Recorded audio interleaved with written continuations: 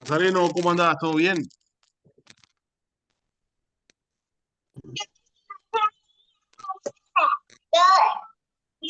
¿Me escuchan? ¿Cómo vas? ¿Todo bien? Bien, especial. Hoy terminé el Bueno, curso ya, de 30 ¿terminaste? días. Sí, ¿Aplicaste algo o no? sí. Hoy estaba repasando de lo que noté en total. ¿Te dio para aplicar algún ejercicio? Sí, no, pues yo o sea, lo tengo anotado, pero yo no entreno. Ah, no estás entrenando ahora. No, tengo una escuela nomás que sí, en la escuela sí lo estoy aplicando. Ahí va, perfecto. Ofre, ¿cómo vas? Por ahí te veo. No, no te veo, te escucho.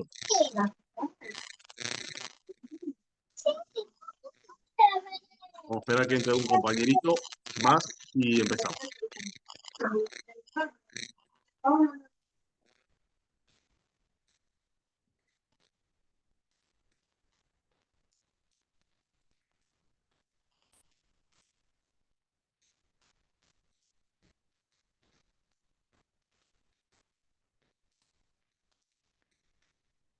Están apurando los compañeros, en 3 minutos empezamos, así nos demoramos.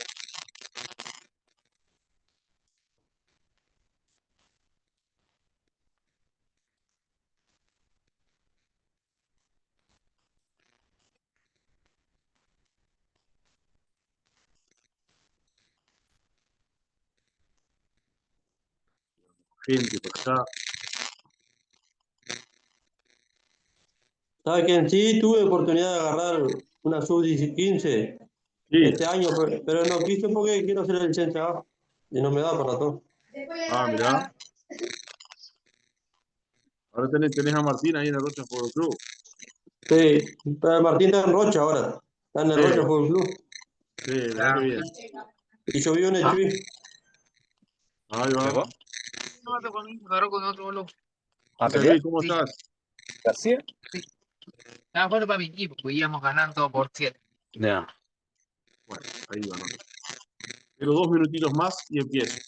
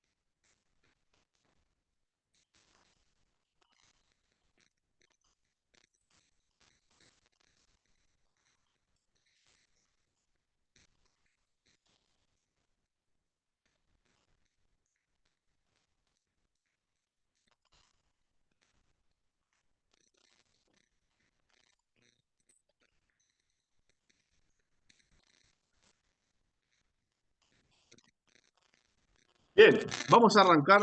Por acá voy a admitir algún otro que viene llegando.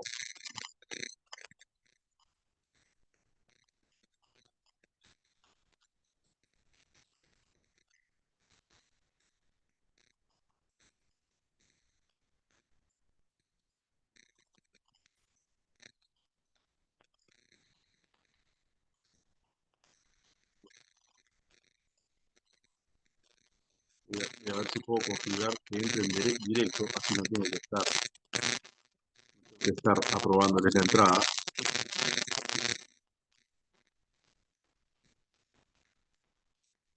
Permitir que los participantes.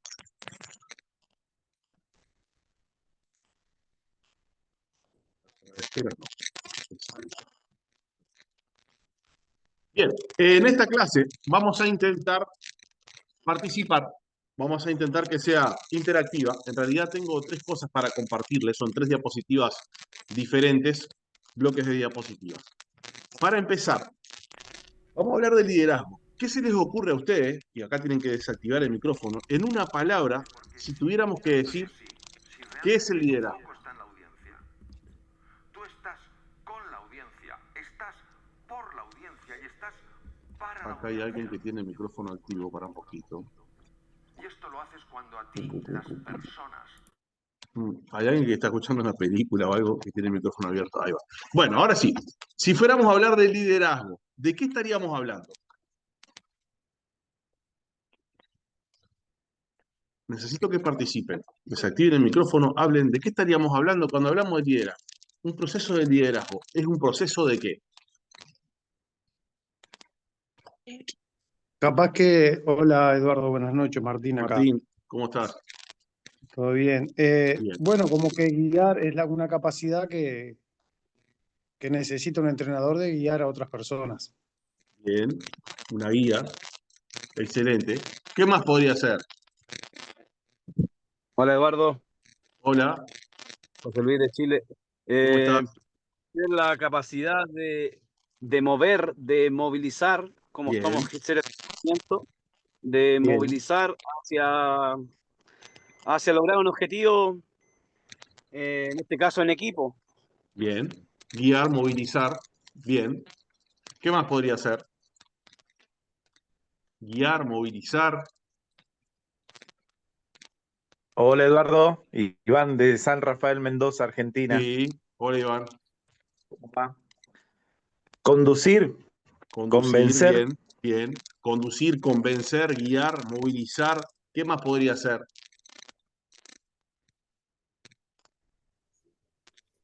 Capaz que motivar también. Motivar, eso también. Hay una palabra que reúne todo lo que ustedes han dicho. Y eso es el liderazgo. Pumba. Todas esas cosas son ciertas. Guiar, movilizar, conducir, llevar, demostrar. ¿Hay algo más? Influir, Motivar. ¿Cómo? influir en la capacidad de las personas, puede ser. Bien. Influir, me gustó. Todas esas cosas que han comentado son ciertas. El liderazgo es influencia, porque una persona para ejercer liderazgo tiene que influir, si no, no es líder. Cuando uno influye, es capaz de ser un agente de cambio, un agente de peso, un agente que demuestra por dónde puede ser el cambio. Y hoy vamos a hablar de liderar el equipo. Esta es una charla para entrenadores, lógicamente que no solo van a ganar partidos, sino que van a liderar, que van a influenciar, que van a dirigir, que van a motivar, que van a guiar en diferentes procesos por los cuales los equipos deportivos pasan. Nosotros cuando hemos jugado al fútbol sabemos que tenemos de las buenas, que tenemos de las malas y que por ambas vamos a tener que pasar. Bien, el problema del entrenador moderno. Muchas veces nosotros corregimos desde el ego, desde el cómo se equivoca este, mirá, otra vez hizo lo mismo. ¿Por qué? Porque estamos en un ambiente futbolístico que es tan cargado de tanta cosa, de tanta influencia externa, como la prensa, como los padres, como los directivos, como el hincha que no me quiere, como el jugador que no me soporta, que muchas veces me lleva a perder la intención de liderar y a empezar a trabajar también con mi ego de entrenador. No, yo soy el entrenador, yo soy el que mando acá y yo soy, de esta manera se hace. Muchas veces nos pasa eso. Liderar no es solamente hablarle a la cabeza e influir a nivel psicológico, sino también liderar es hablarle al corazón, es ser ese entrenador que es capaz de llegar a esa profundidad. Alguien tiene activo el micrófono y me hace dupla. Díganlo cuando vayan a hablar. Ese líder capaz de ir directo a la cabeza, pero también directo al corazón. El entrenador de hoy enfrenta un vestuario que es complejo. Un vestuario que es complejo. Y a todas las escalas. Ustedes imagínense que el Real Madrid, aquel de los Galácticos, estaba Zidane, estaba Beckham, Ronaldo, Figo. Aquel equipo no fue campeón. Los entrenadores enfrentan a vestuarios complejos, con muchos egos, con muchas emociones, con muchos tipos de personalidades, con identidades fuertes, con emociones a flor de piel y con diferentes necesidades. Cuando los vestuarios se ponen difíciles, con gritar no alcanza. Y con ordenar lo que está saliendo mal, pero sin poder conectar, tampoco es suficiente. El liderazgo moderno exige una nueva herramienta, que es la inteligencia emocional, que es la inteligencia humana, que es el pensar los procesos, el saber que también un líder no puede actuar en automático, sino que tiene que planificar ciertas cosas para poder transformar ese grupo de individualidades que tiene en un equipo. Y eso necesita un proceso de liderazgo. Eso necesita un proceso correcto de influencia. Recuerden que pueden participar cuando quieran. El vestuario como sistema emocional. Hay un clima emocional que el grupo tiene, que a veces va a ser malo. Si llega el primer tiempo, ahora vamos a hablar del entretiempo. Si vengo de una racha mala de resultados, voy a tener que actuar de determinada manera porque va a haber un clima emocional. Y también si vengo de una racha de resultados positivos, hay que tener cuidado porque siempre esos extremos se pueden confundir. Pueden que nos creamos invencibles cuando ganamos 3 partidos y nosotros tenemos que trabajar en ese estado. El estado de grupo nace en el cuerpo técnico. En cómo el cuerpo técnico es capaz de alivianar la presión, en cómo el cuerpo técnico es capaz de aumentar la exigencia, en cómo el cuerpo técnico y el entrenador en este caso es capaz de conducir un proceso bajo ciertos ejes racionales y emocionales que encuadre al entrenador y al equipo en un buen contexto. El técnico es la cabeza pensante de todo ese proceso. Muchas veces lo que siente el cuerpo técnico lo respira el equipo. Ustedes no han estado en equipos donde se rumorea que el técnico se va a otro equipo a trabajar a una mejor liga o algo, y eso genera una cierta zona de inseguridad. Los jugadores no saben lo que pasa, ¿no? Cuando el entrenador está en un clima hostil con sus jugadores que se pelea, ahí se respira algo malo, pero sin embargo, si ustedes se acuerdan de algún equipo que hayan salido campeón, van a traer a mente algunos momentos donde ese grupo tuvo momentos que son muy buenos, y es que el clima emocional termina siendo fundamental. Y otra cosa más, la actitud es un valor que se contagia, para bien y para mal. Para bien y para mal. Una sonrisa del entrenador va a generar apertura. Los buenos gestos cotidianos construyen cultura. El saludar a mis deportistas cuando llego, buen día, buenas tardes, la mano, cómo está tu papá, cómo está tu hija. Ese pequeño intercambio va a generar una cultura que es buena. Ahora, nosotros tenemos lo otro, aquel entrenador que es autoritario, que es esquivo, que no es muy humano, eso también va a generar una cultura. En este caso no va a ser la cultura que nosotros queremos. Porque nosotros, a ese grupo de individualidades, tenemos que tratar de lograr una identidad que es colectiva. Donde tengamos todos el compromiso de luchar por el equipo, y el compromiso es fácil comprometerse cuando estamos ganando. El compromiso aparece cuando la cosa se pone fea. El compromiso aparece cuando el entrenamiento cambia de las 10 de la mañana a las 5:30 de la mañana. El compromiso aparece cuando, bueno, hay que cuidarse el sábado para jugar el domingo. El compromiso aparece cuando la cosa se pone fea. Ahora, cuando yo construyo una identidad colectiva, hay compromiso, hay orgullo, hay sentido de pertenencia. Y los valores altos van a elevar el rendimiento individual y grupal.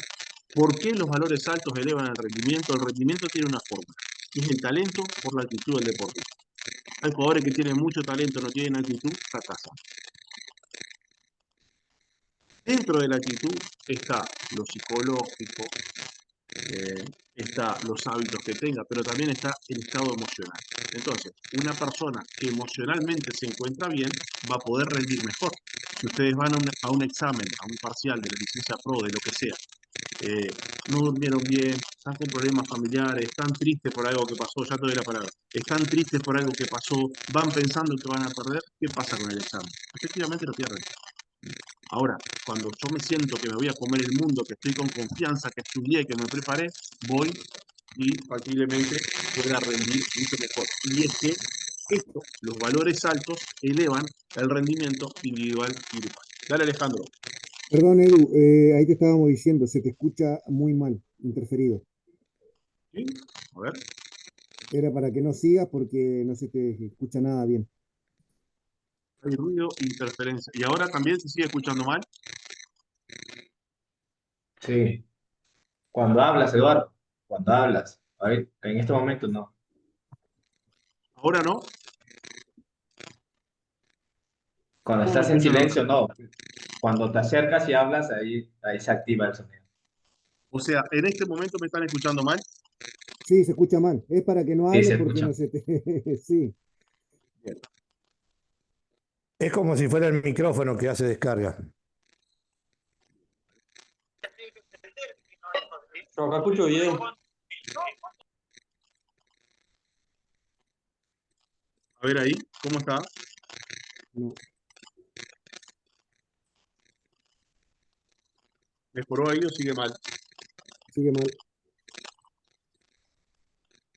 Después tenés unos gráficos negros que te tapan la idea positiva todo cuando lees.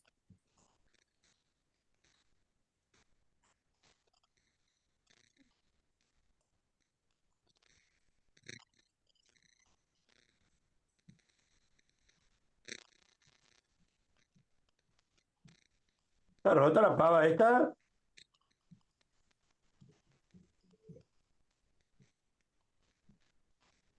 Trataba de entrar por el teléfono.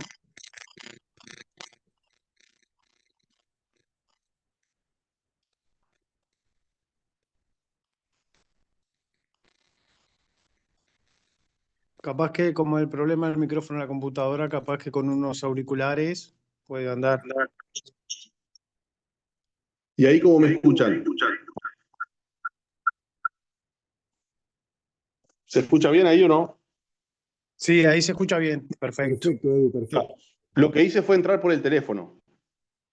¿Listo? Bueno. ¿Se escucha bien ahí entonces? Sí, sí.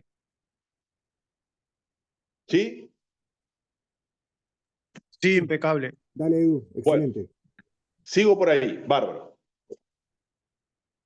Un tema importante es humillar, no es liderar. Hay veces que los entrenadores utilizan todo tipo de herramientas para intentar liderar un equipo.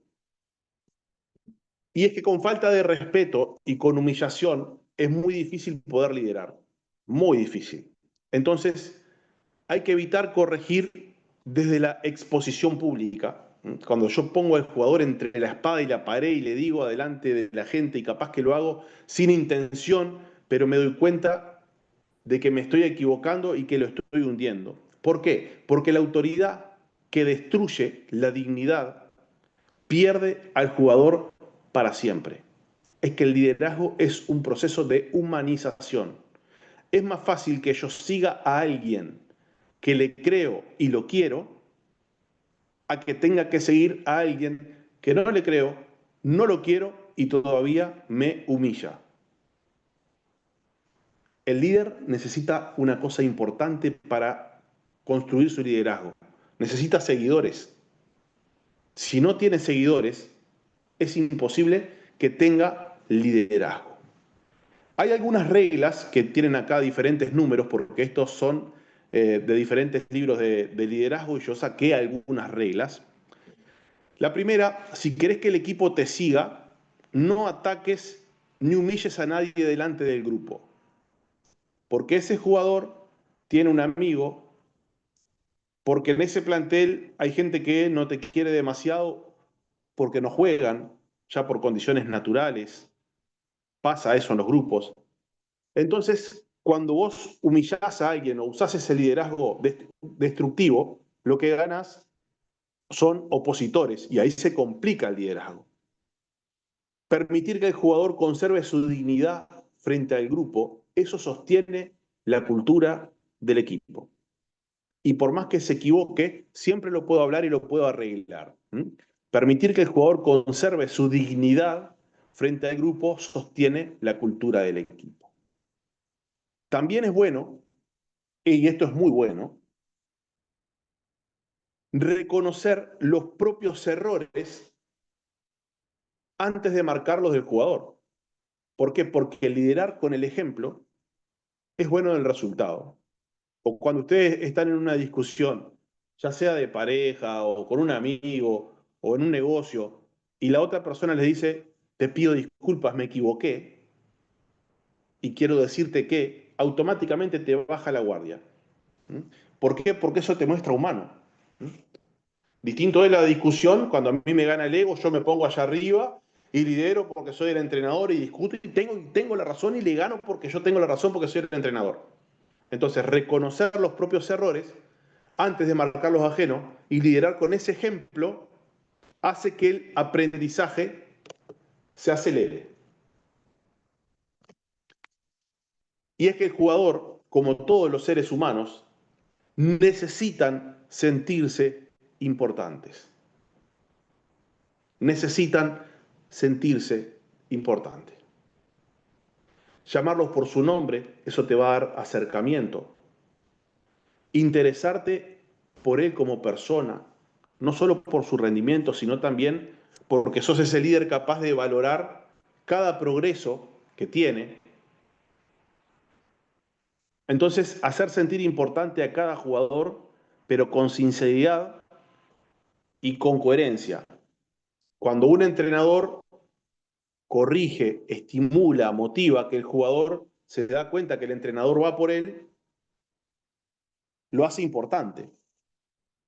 También algo bueno es atribuirle una buena reputación que se sienta obligado a sostener. Quiero decir, Alejandro, vos sos un entrenador, un jugador que siempre asistís en hora, tenés el 100% de asistencia, sos buen compañero, esto tenés que seguir haciendo, porque eso va a estimular ese comportamiento, ¿no? Atribuirle algo que él se sienta obligado a sostener.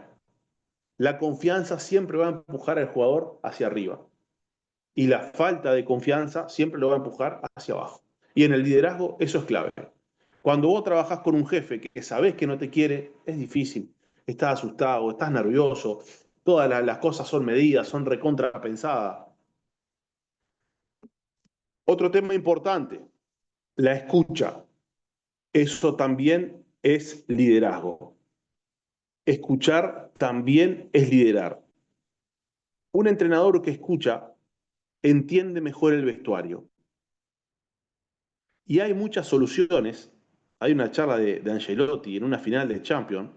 Hay muchas soluciones que salen de la propia boca del jugador. Ancelotti le dice, cuando estamos en bloque bajo, quieren defender 4-4, 4-5, 4-3, no me acuerdo lo que fue. Y le dieron una devolución y le explicaron por qué. Muchas soluciones salen de la boca de los jugadores. No es que los jugadores nos van a armar el equipo, no es eso. Pero vos imaginate que si nosotros vamos a escalar una montaña y yo soy el guía y te digo, no, vamos por aquel camino, y vos mirá el camino, está resbaladizo, hay gente que se cae y se muere ahí, ¿vos vas a ir convencido ahí o no? Distinto es yo te digo, ¿por dónde te parece que podemos subir esta montaña? Yo voy a escuchar, te voy a dar importancia. Entonces muchas veces esas soluciones salen de la escucha activa. Preguntar en lugar de solamente ordenar, porque el preguntar siempre genera reflexión. Ordenar, el orden genera una obediencia que es momentánea. Yo te estoy ordenando que hagas algo, pero el preguntar genera reflexión. Hay algo que se ve todos los fines de semana. Entrenadores que dejan sus cargos. Llega un entrenador nuevo. Llega un entrenador nuevo con su forma, con su motivación, con su método, con sus ejercicios.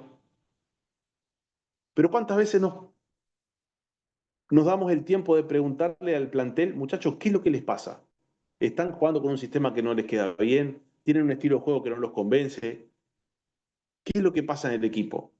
Hacer una charla que sea humana, que sea cercana, te van a arrojar literalmente todos los problemas que el equipo tiene. Porque escuchar también es liderar. Escuchar es darle importancia al otro. Y hay una regla que es escuchar más de lo que uno habla. Escuchar, tener la posibilidad de recibir información de los que están directamente en el juego. Permitirle al jugador que hable más. Y eso hace que la idea también sea del jugador. Porque cuando nosotros solamente imponemos, capaz que el jugador no está convencido. Pero si sale de un proceso de razonamiento, si sale también del planteamiento de ellos, etc., eso hace que la idea también sea suya. Pasa mucho en la elección de los capitanes. Capaz que yo elijo el que entrena más fuerte, capaz que elijo el que tiene más personalidad, y capaz que ese jugador al plantel, capaz que no lo representa. Entonces, escuchar para todos estos casos a nosotros nos va a servir muchísimo.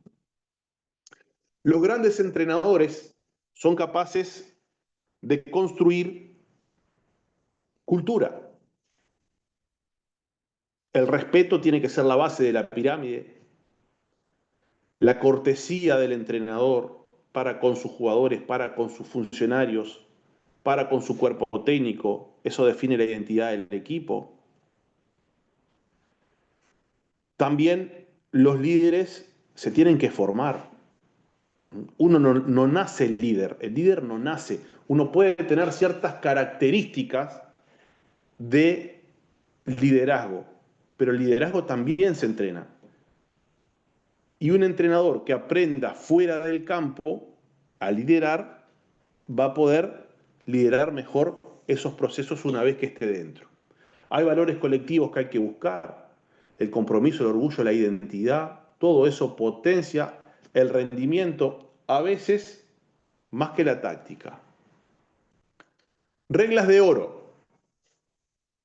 La comunicación con claridad y con calma. A veces nos gana el desespero, nos gana el resultado y el vestuario es una locura. Y así es imposible, porque la comunicación tiene que ser con claridad y con calma. Para comunicarme necesito dos partes. Yo que estoy hablando y el otro que tiene que entender. Ahora, si mi comunicación es con una dosis de locura, con una dosis de grito, ¿cómo quieren que los otros puedan recibir bien lo que tienen que hacer? El comunicar con claridad y con calma. El grito constante desgasta toda autoridad y la comunicación clara reduce los conflictos. El grito constante desgasta toda autoridad. Ustedes cuando jugaban al fútbol, ¿les gustaba que los entrenadores le gritaran constantemente durante 90 minutos? No, no hay uno que le guste eso, nadie. Otro tema importante, siempre que voy a hacer un refuerzo o una corrección, puede ser empezar con algo positivo. Hay una famosa técnica del sanguchito, positivo, lo malo en el medio y positivo después. Toda corrección, reconocer que el jugador no se va a equivocar de gusto, reconocer que no lo hace con mala intención, decirle que tiene algo bueno y no matarlo en esa crítica. También mirar desde su lugar, ser empático, ponerse en el lugar del otro, entender el punto de vista del futbolista. Eso mejora la gestión y mejora la empatía.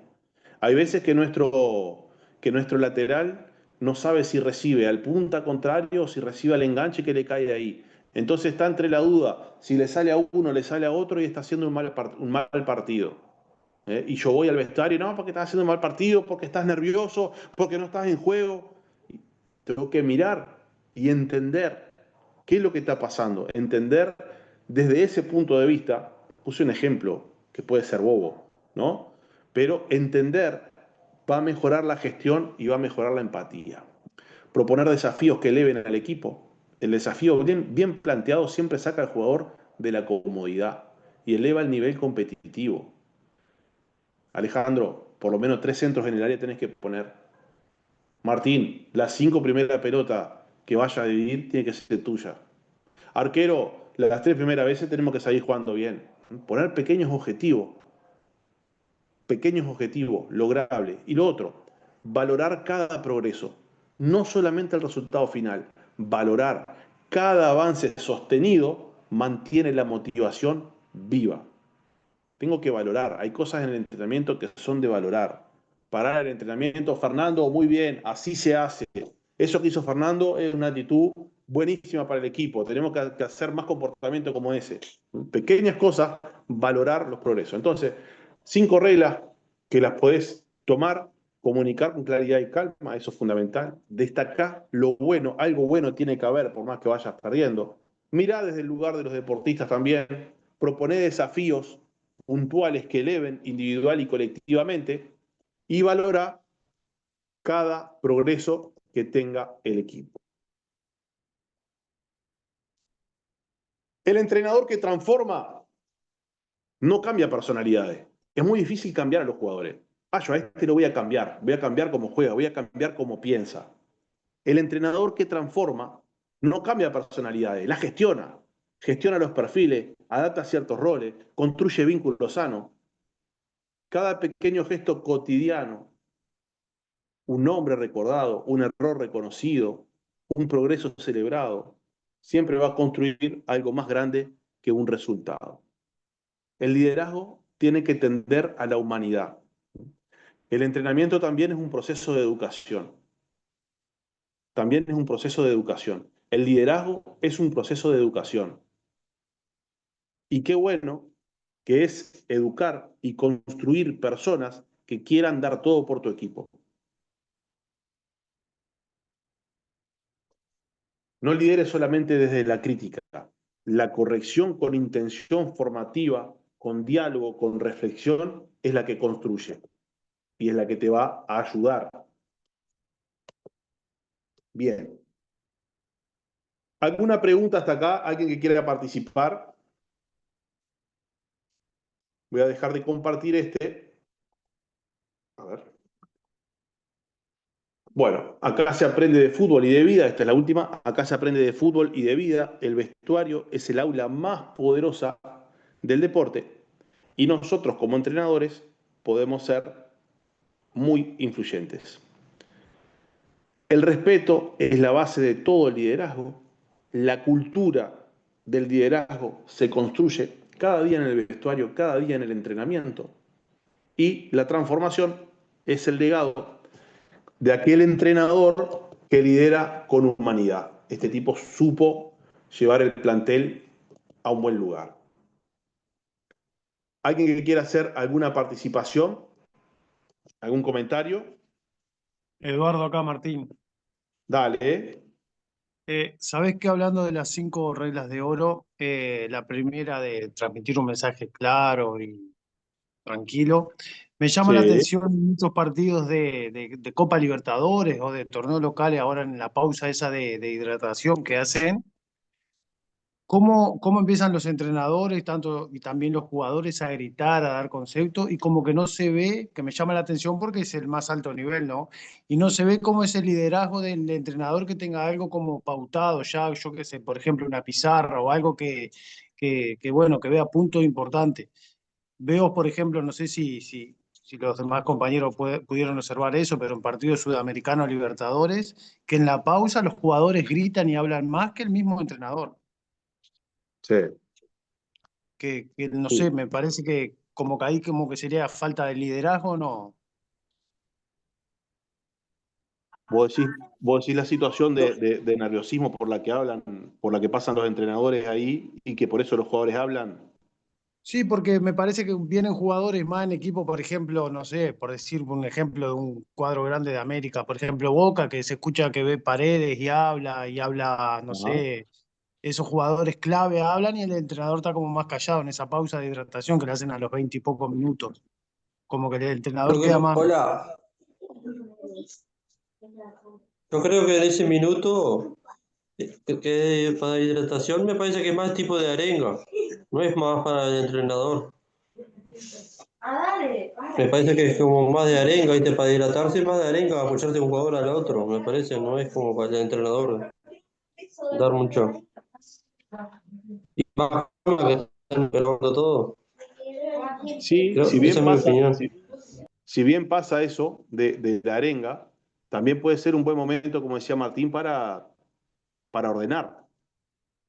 Y ustedes recuerden que el plan de partido que nosotros hacemos puede tener dos cosas, o va bien o va mal. Entonces nosotros, incluso a ese nivel, se puede llegar hasta planificar qué es lo que vamos a hacer cuando venga ese tiempo. 3 o 4 puntos fundamentales.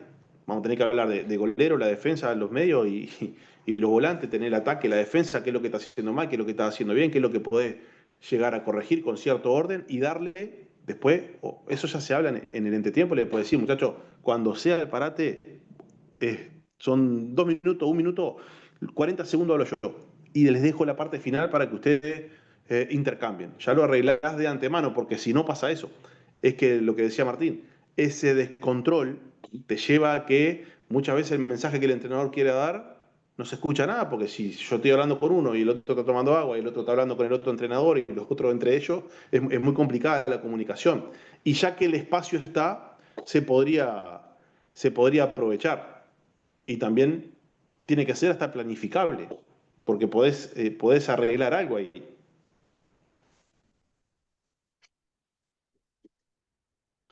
Buenísimo.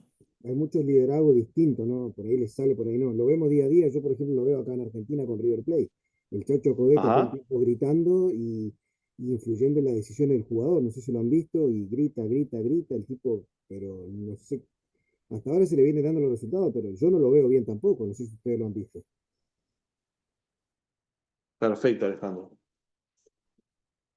Ahora nos vamos a meter en, para mí, quizá lo más importante que tenga esta clase, que es el triángulo de influencia. El liderazgo es influencia. Ahora, ¿cómo yo voy a hacer para influenciar a un jugador? ¿De qué le tengo que hablar? ¿Qué es lo que tengo que hacer? ¿Qué es lo que tengo que tocar? Y nos tenemos que meter en algo que se llama el triángulo de la influencia. Es un modelo para comprender y poder generar influencia en el contexto en que nosotros vamos a estar.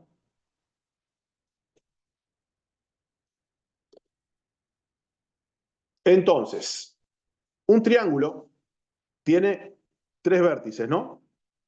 Cada vértice, cada punta, va a significar algo.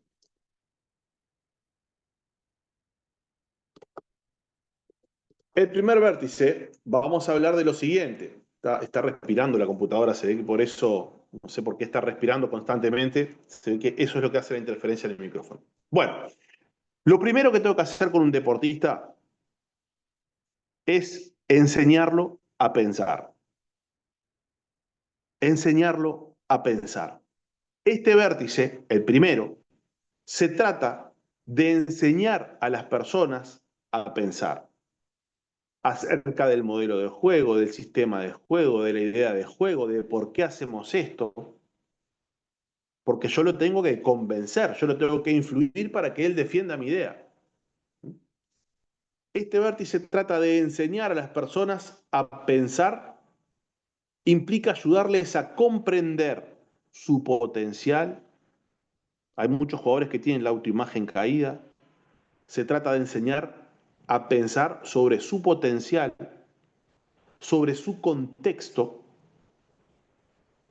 sobre sus conexiones dentro del equipo. Que si se apoya en tal jugador, que si toca y pasa por detrás de tal otro. Enseñarlo a pensar, a que comprenda del contexto, de su potencial, de sus conexiones, para que puedan formar criterios propios y nosotros fortalecerlos y con eso tomar mejores decisiones. Para enseñar a pensar, yo tengo que hablar también con los deportistas. No es solo ir y hacer el ejercicio bonito. Tengo que llevarlos a un proceso de reflexión, porque si los quiero influenciar, lo primero que tengo que hacer es enseñarlo a pensar. No, profe, yo considero que la pelota hay que pegarle para adelante, que no hay que salir jugando. Un tipo que tiene esa creencia, por más que yo entrene la salida jugando, si él cree eso, cuando llegue el partido la va a poner ahí y le va a pegar 800 metros para adelante.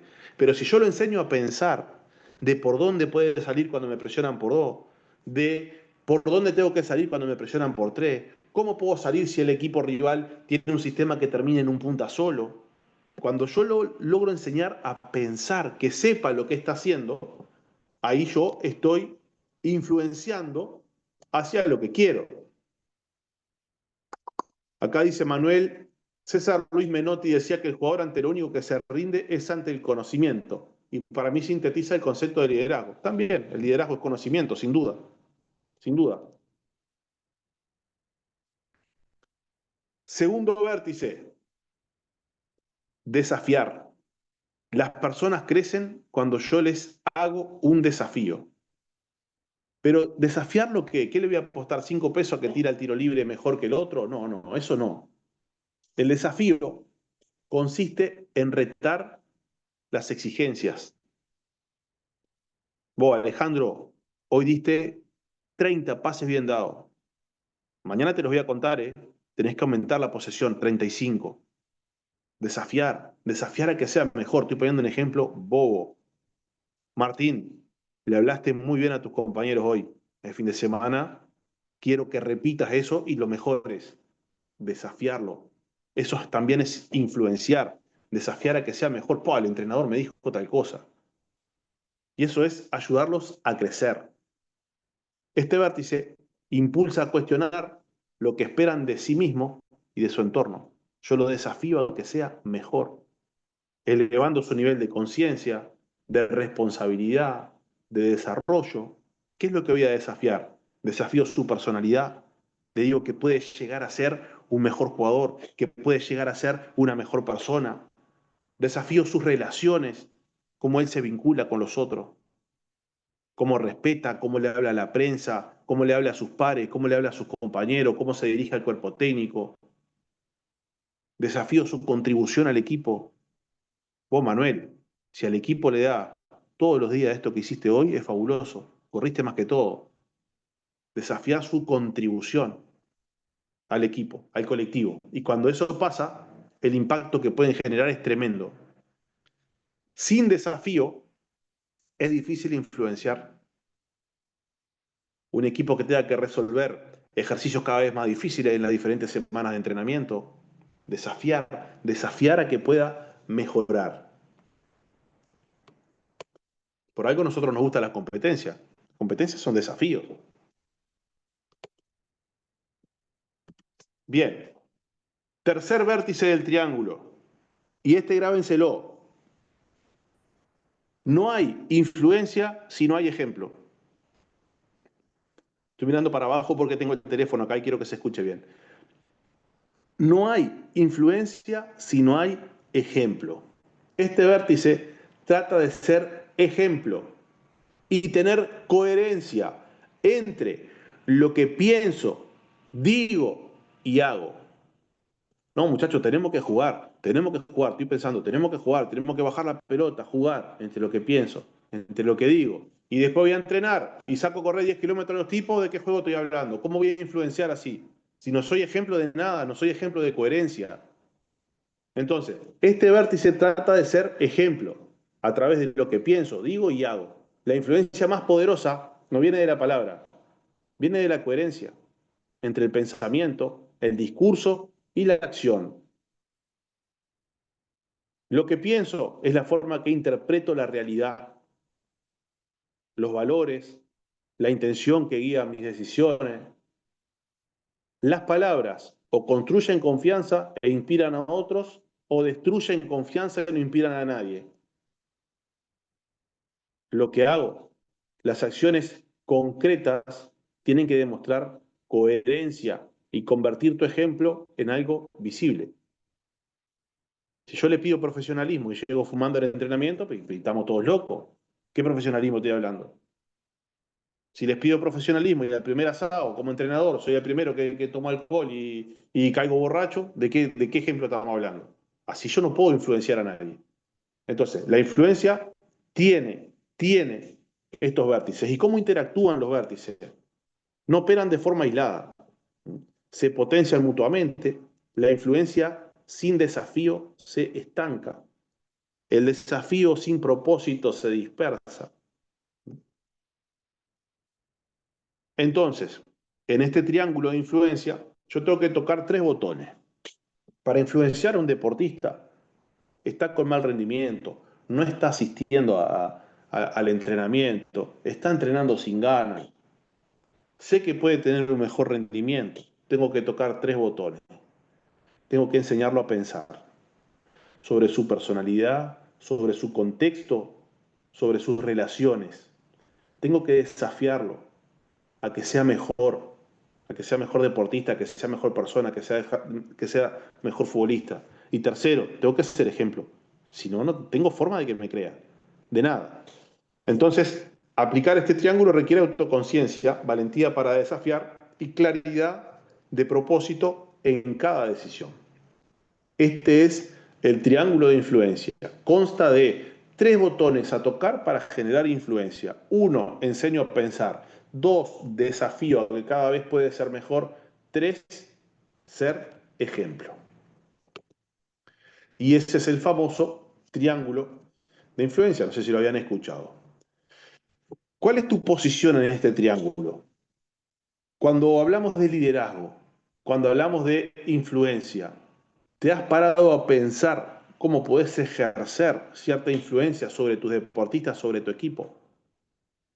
La invitación es a pensar dónde estoy, identificar cuál vértice domina mi estilo actual, qué me falta, cuál es el vértice más débil que tengo, y ver y diseñar y pensar y reflexionar en acciones para yo poder fortalecer ese triángulo de influencia que me va a dar una influencia real, ¿sí? Que es cuando soy ese entrenador coherente con lo que piensa, dice y hace, cuando soy ese entrenador que genera convicción, porque los enseño a pensar de determinada manera y les demuestro que el camino que estamos utilizando es el correcto, y cuando soy ese líder capaz de crear y generar diferentes desafíos para que ellos lleguen a nuevos niveles de consecución. El triángulo de influencia es una brújula para líderes que quieren impactar, desafiar y conectar con profundidad, porque el liderazgo es también un proceso de educación. El liderazgo es un proceso de influencia real. Hasta ahí, ¿algún aporte? ¿Alguna consulta?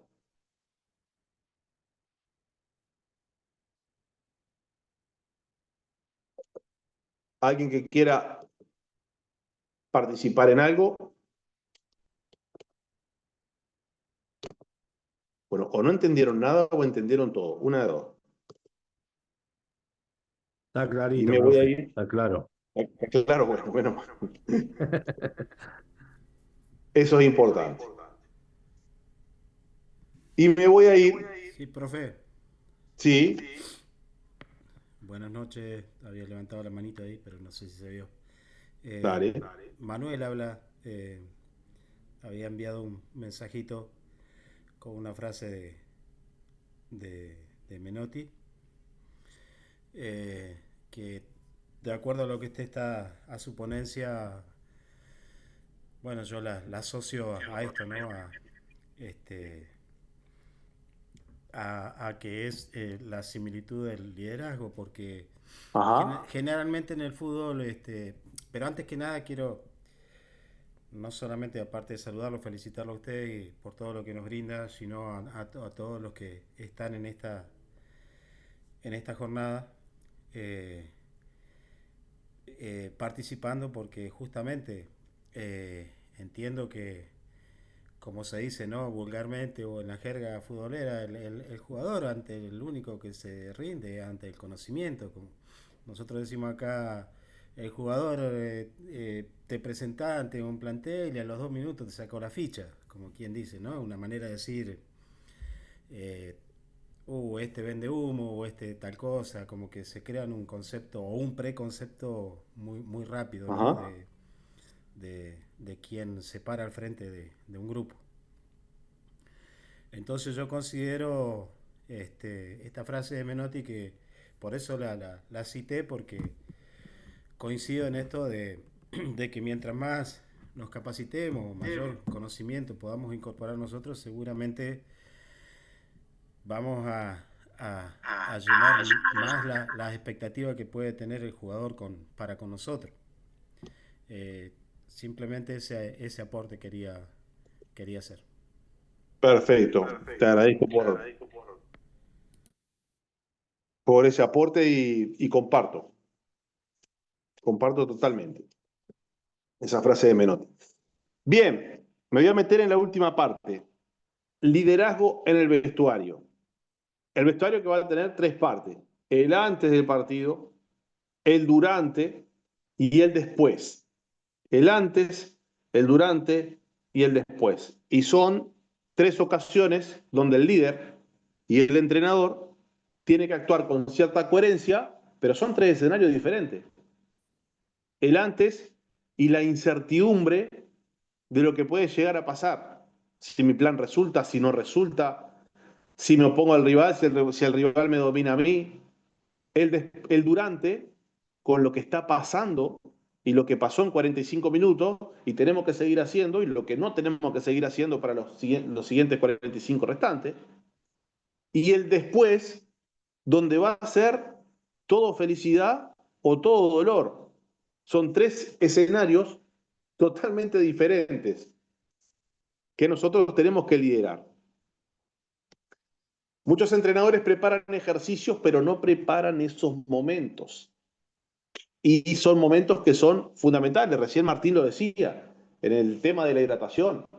Son momentos que claramente la mayoría no los está preparando.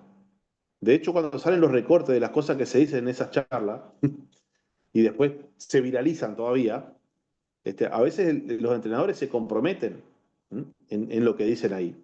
Muchos entrenadores preparan ejercicios, pero no preparan esos momentos. Y los partidos se definen emocionalmente, mentalmente, colectivamente. El verdadero liderazgo aparece cuando el partido aprieta. Cuando la cosa se complica, ahí es que, cuando se pone difícil, ahí es que los difíciles aparecen. Entonces, siempre recuerden la fórmula del rendimiento. El rendimiento es talento por actitud. Dentro de la actitud está el estado emocional. Y los partidos se definen también emocionalmente, mentalmente y colectivamente.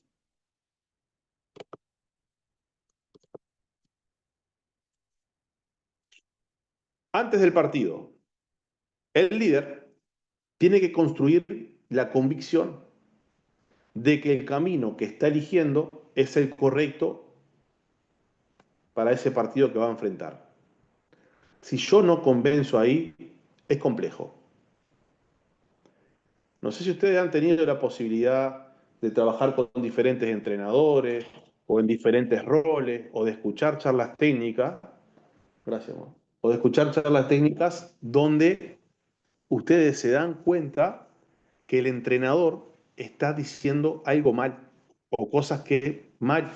Los jugadores se miran, vos mismo te sorprendés, ay, ¿qué está diciendo? No, le está errando en el planteamiento. Y es que el líder construye la convicción o la destruye. El antes. Y si yo todavía me doy la posibilidad de ir antes, sin planificar, a decir lo que me salga, de esa forma es imposible. ¿Por qué? Porque precisamente en el antes, en el vestuario, yo tengo que construir la convicción de que lo que vamos a hacer es lo correcto. Y esto es tener claridad en transmitir el plan del partido con precisión, sin ruido y utilizando todas las herramientas didácticas que pueda tener a disposición. No es solamente la voz, porque esto aburre. Imagínense esta charla solamente hablada, que yo agarre mi libretón y les empiece a hablar. No, yo tuve que preparar el antes, para generar convicción acá, si no, ¿quién me va a creer en esta charla? Nadie. Para tener claridad, hay que preparar, hay que planificar, con precisión y sin ruido, utilizando un pizarrón, mostrando fichas, espacios. Confianza. Hay que bajar la ansiedad y recordar la identidad del equipo, los valores del equipo. Y energía. El entrenador es ese líder que tiene que contagiar esa energía. Activar emocionalmente y tener cuidado con no sobreinformar. No toda la información que tiene el cuerpo técnico es lo que yo tengo que bajarle a mis jugadores, sino los enloquezco a los tipos. El jugador tiene que entrar convencido y no confundido. Son cosas diferentes. Convencido y no confundido. Entonces, en la charla previa, antes del partido, el líder construye convicción. Nosotros tenemos un programa que se llama Comunicación de Impacto para el Entrenador, no sé si alguno lo hizo de acá, creo que Martín, donde enseñamos una estructura de charla técnica, que no viene al caso hoy, pero con esto quiero decir la importancia de saber qué es lo que voy a decir y cómo lo voy a decir. Bien, la charla técnica, hablar menos e impactar más. No pongas 100.000 cosas en el pizarrón, no des 100.000 ejemplos, 3 ideas máximo. La mente no retiene esos discursos largos y bajo presión. Ustedes vieron que en la educación secundaria, en la facultad, etcétera, las clases son de 45 minutos. Eso está estudiado. ¿Por qué se hace así? Por el tema de la atención. No se retiene tanto. De hecho, miren, les voy a contar lo que nosotros hacíamos con los cursos. Los cursos nuestros tenían clases de 1 hora 22 cada clase. Y teníamos un porcentaje altísimo de gente que no terminaba los cursos. Y nosotros veíamos que el contenido que dábamos era bueno, porque, o sea, no era un invento, era producto de un estudio. Y en este curso que hicieron ustedes, 30 días para jugar mejor, ustedes vieron la duración de las clases, 7 minutos, 5 minutos, 3 minutos. ¿Por qué? Porque son ideas concretas, no irse por las ramas, hablar menos, impactar más. Ya hace 50 minutos que estamos hablando, prácticamente la concentración se empieza a ir, me empiezo a distraer, ya estamos terminando, ¿no? Pero 3 ideas como máximo. La mente no va a retener tantas cosas largas. Imágenes concretas. Por ejemplo, cuando perdemos el balón, vamos a hacer esto. Cuando lo tenemos, vamos a hacer esto. Cuando hay que presionar esto. Imágenes concretas, 3 o 4 imágenes. Comportamientos claros. ¿Mm? Los extremos van a fijar. 3 o 4 cositas clave. No enloquecerse con 1.000 cosas, porque si me enloquejo con 1.000 cosas en la charla técnica, quiere decir que en la semana trabajé muy poco. Hacer básicamente un repaso y no olvidarse de generar confianza, de que sea una charla armónica, tranquila, pero que también tiene que tener, lógicamente, un componente emocional. Durante el partido, el entrenador contagia. Particularmente yo tenía un error. Emocionalmente me iba con el tema del arbitraje. Cualquier cosa me enloquecía. Y eso, lógicamente, que genera en tus jugadores lo mismo. El espejo, el reflejo. Empiezan a discutir, a cuestionar todas las decisiones del árbitro. Cuando querés ver, tenés 11 jueces, no tenés 11 jugadores. Entonces, el entrenador contagia. Hay que evitar la desesperación, los insultos, las peleas con los rivales, las discusiones entre los propios míos. Hay veces vemos en la televisión el entrenador peleándose con el asistente, que es su mano derecha y el que le tiene que ser más fiel. Todas esas cosas presentan una imagen espantosa. Y desde el banco no se pueden transmitir esas cosas. ¿Qué es lo que hay que transmitir? Calma, correcciones concretas, liderazgo emocional, control emocional. Soy el faro de mi equipo. Soy la mente pensante del equipo desde afuera. El equipo siente la energía del entrenador. Si el entrenador está nervioso, está asustado, el equipo lo siente. No sé si les pasó alguna vez que van a jugar contra un equipo que es menor y dan una charla ahí nomás, media light, media soberbia, y el equipo entra y se arrastra. El equipo siente siempre la energía del entrenador, para bien y para mal. El entretiempo, hablamos del antes, hablamos del desarrollo del partido. El entretiempo es un momento delicado. Es un momento delicado. Primero, calmar. Si entran peleando los unos con los otros, gritándose porque hiciste esto, porque lo otro, papá, calmar. Muchachos, 1 minuto no hable nadie. Respiran. Mientras vos acomodás la ficha y escribís con el pizarrón. Lo otro, de la caminata del banco de suplente al vestuario, anotá lo que vas a decir. No llegues a improvisar. Andá anotando, pedirle a tu asistente que vaya anotando cosas. Andá con la libreta, con la mente clara de lo que vas a transmitir ahí.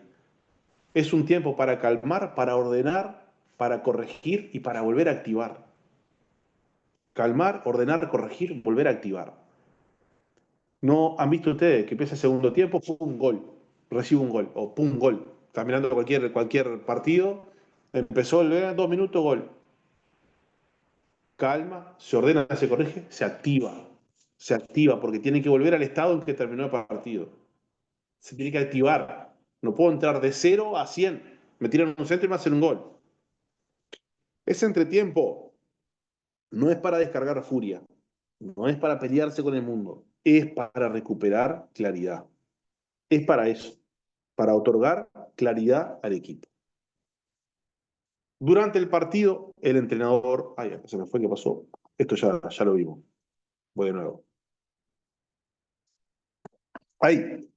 Entonces, vimos el antes, vimos el durante el primer tiempo, vimos el entretiempo. Vamos al después del partido. Y es quizá cuando más necesito liderar.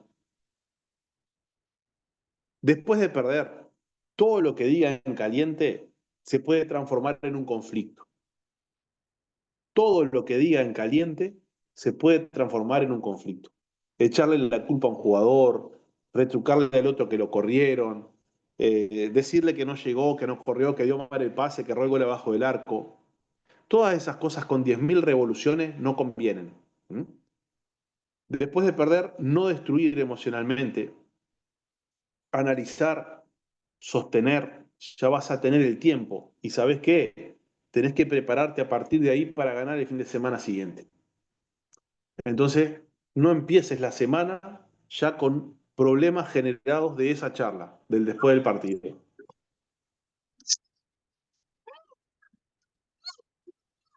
Bien. A ver, Ignacio, si podés apagar el microfonito. Ahí va, gracias. Después de ganar, mantener la humildad, reforzar la cultura del equipo y evitar la relajación. Todo logro deportivo tiene una semana de caducidad. Le ganamos hoy al equipo A, pero el sábado que viene le tenemos que ganar al B. Si no, esta victoria del equipo A no tiene validez. Entonces, después de ganar, mantengo la humildad, felicito a los jugadores, felicito su esfuerzo, su entrega, reconozco, refuerzo la cultura del equipo, pero evito la relajación. Evito la relajación. El liderazgo real no se mide en la celebración. Se mide en cómo el entrenador sostiene al grupo cuando el resultado duele. Ser líder después de ganar es facilísimo. Ganamos, nos abrazamos, qué lindo, nos reímos, pero hay que tener cuidado. El liderazgo real no se mide ahí. Se mide en las rachas malas, ¿no? Cuando se complica la cosa. Y yo creo que cuando dirigí la primera vez en el fútbol profesional, esto fue uno de mis grandes errores. Nunca supe sostener después de la derrota, no me sostenía yo, no sostenía nadie. Y todo eso el plantel lo nota, ¿no? Los líderes reales aparecen más en la derrota que en la victoria. El error más común que hay es liderar desde el ego, el querer tener razón, en priorizar siempre el yo por arriba de nosotros. Y eso destruye la confianza. Cuando yo tengo ese tipo de liderazgo, hay que esquivar ese tipo de liderazgo. El querer tener la razón siempre, el humillar, el imponer el miedo, el insultar, estás en primera, hiciste tal cosa mal, te bajo a tercera, te bajo a cuarta, te bajo a quinta, te humillo de toda la forma posible, eso no conduce a nada. La autoridad basada en el miedo fractura el vestuario desde adentro, lo peor que hay. Lo fractura, lo rompe todo desde adentro. Otra cosa más, actuar para la tribuna. Ojo al gol con eso. El jugador percibe cuando el líder actúa o para sí mismo o para la farándula y no para el grupo. Ese tipo de autoridad dura muy poco. Los grandes entrenadores son todos distintos, tienen diferentes tipos de liderazgo, pero dominan el mensaje, el clima y el vestuario. Por ejemplo, Guardiola, su cultura táctica. Imagínate, no te vas a dejar liderar por un tipo que de fútbol sabe la mayoría de las cosas. Que el vestuario es un laboratorio de ideas que ven cómo el tipo puede innovar, cómo puede sostener, cómo puede aumentar la posesión, cómo puede aumentar la llegada, los goles, cómo puede aumentar la presión, ¿no? La cultura táctica y lo emocional que te da ese juego, ¿no? Lo emocional que te da ese juego, lógicamente que hacen la imagen también del líder. Mourinho, la mentalidad ganadora del tipo, la unidad de grupo que genera. Cuando se fue del Inter, los jugadores lloraban. El nosotros contra el mundo. Bielsa, la convicción del hombre, la identidad, por más que en Uruguay está siendo un poco juzgado ahora, vamos a ver el Mundial qué pasa. Pero, ¿por qué corren tanto los jugadores con él? ¿Por qué dan todo lo que tienen? La identidad, la convicción. Tavares, el respeto por un proceso, por una cultura, el apostar a construir personas de bien, más allá de jugadores. Entonces el jugador puede olvidar los ejercicios, pero nunca olvida cómo uno lo hizo sentir como el líder. Cómo reaccionaste en la derrota, cómo lideraste el grupo, cuáles fueron las cosas que dijiste, cuál fue el ejemplo que diste. El vestuario siempre termina pareciéndose a su líder. Un líder roto, vestuario deshecho. Un líder malo, vestuario malo. Un líder bueno con valores, el vestuario va a tener sus problemas, pero va a tener sus valores y va a ser bueno en determinado momento. Hay que construir. El vestuario siempre termina pareciéndose a su líder. Y ahora sí, vamos a activar lo que son, voy a dejar de compartir por acá, vamos a activar lo que son las preguntas, las intervenciones para poder conversar. Con este lo voy a apagar.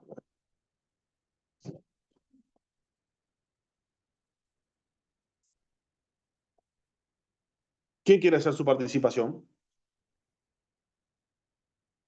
¿Alguna pregunta, alguna duda? Si alguno entró tarde, esto queda grabado.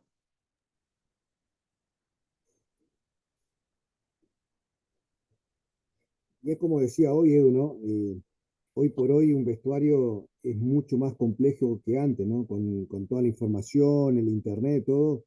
Ajá. Y hay que estar bien preparado como para enfrentar un vestuario y más si tenés jugadores de jerarquía, ¿no? Porque si no tenés preparación, se te va a hacer imposible ser un líder, ¿no? Y manejar el vestuario a cada uno, con qué charla va a usar con cada uno, ¿viste? La verdad que necesitamos estar bien preparados. Excelente, Alejandro, estoy completamente de acuerdo. Es así.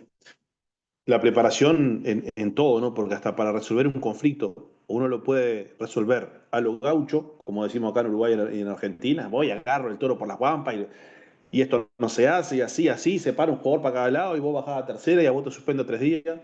O puede hacer que con ese conflicto las cosas se solucionen y mejoren y no ocurran más. Entonces, si será que la preparación en todos esos aspectos será importante, porque nosotros muchas veces nos quejamos de, no, mirá los jugadores que tenemos, no tienen nivel, son amateurs, etc. Pero cuando llegamos al fútbol profesional, gente que tiene mucho ego, mucha plata, que no juega ni por necesidad, ahí también hay problemas, ahí también hay que saber liderar. Profe Entonces volvemos. Eduardo, buenas Hoy, noches. Hola Fernando, ¿cómo estás? Eh, pues comentarles por allí, buenas noches, profesores. Al respecto, el año pasado tuve una situación con juveniles, prácticamente sub-17. Dentro del plan de juego, pues preparé, como se dice, el videoanálisis y prácticamente lo que se dio en el juego, pues era lo que estaba analizado y los compañeros, los patojos, pues dentro de la comprensión del juego. Pero había un chico rival que jugaba extremo, que era el que nos iba a marcar diferencia y efectivamente él provocó una jugada para que se cometiera un penalti, anotó el rival y prácticamente lo del plan del juego que teníamos entendido qué debíamos de hacer y qué debíamos de evitar, pues empezamos, pues prácticamente que el entretiempo, pues esa parte de solución me quedó, en este caso, pues simplemente les consulté a ellos que si estaba pasando lo que nosotros consideramos que podía pasar en el juego. El daño estaba hecho. Ya tratamos la manera en el tiempo, en el segundo tiempo, pero ya no fue posible. Al final perdimos con esa parte. Pero yo me quedé prácticamente pues un poco mal con la manera de poder comunicar cómo podíamos mejorar a pesar que teníamos el tiempo número 2, ¿no? Lo que significa que probablemente mi plan pues no estaba para ir perdiendo, pues. Entonces son situaciones que ocurren en algún momento, como dice uno, tal vez tenía el plan A para buscar que no permitiéramos una acción de esa naturaleza, sucedió, y al final de cuentas no pude remendar esa parte para poder empatar, pues sí, en una semifinal. Entonces, ¿qué es lo que básicamente pudiese sugerir en esta parte, profesor? Te lo voy a devolver con una pregunta. Hoy que ya sabes que eso te pasó, ¿qué es lo que harías para que no te pase nuevamente? Pues considerar que igualmente hay que buscar un plan B, un plan B por si pasa ese tipo de situación, porque por más que recalqué que había específicamente ese jugador que era demasiado en el duelo, en el 1 contra 1, no hubo cobertura y al final de cuentas, pues ya a distiempo cometió el error, pero considero que tendría que realizar un plan B tras ir perdiendo, ¿no? ¿Qué poder hacer también? Podría ser un plan B, puede ser también cuando cuando el equipo rival tiene un jugador que es tremendamente desnivelante y le asignamos una marca y esa marca comienza a perder los duelos, empieza a decaer en lo que es la confianza. O que le saquen una tarjeta amarilla por hacer una falta o algo, asignar por tiempos a otro perseguidor para anular esa marca. Son todas situaciones que, que se pueden pensar en cómo armar para cuando pase de nuevo, ¿no? Pero sin duda que eso que has respondido de un plan B, pienso que esa es la principal carta que tenés para cuando te toque esa situación nuevamente. Perfecto, profe. Sí, porque le digo que yo igualmente me quedé con las manos atadas y a pesar que hubo motivación, pues nos marcó porque prácticamente era un equipo que hacía juego directo, pero cuando caía en el C sector, pues prácticamente nos marcaba diferencia este chamaco, ¿no? Al final sí tuve que hacer pues un cambio, como usted dice, pero pues me fue complicado.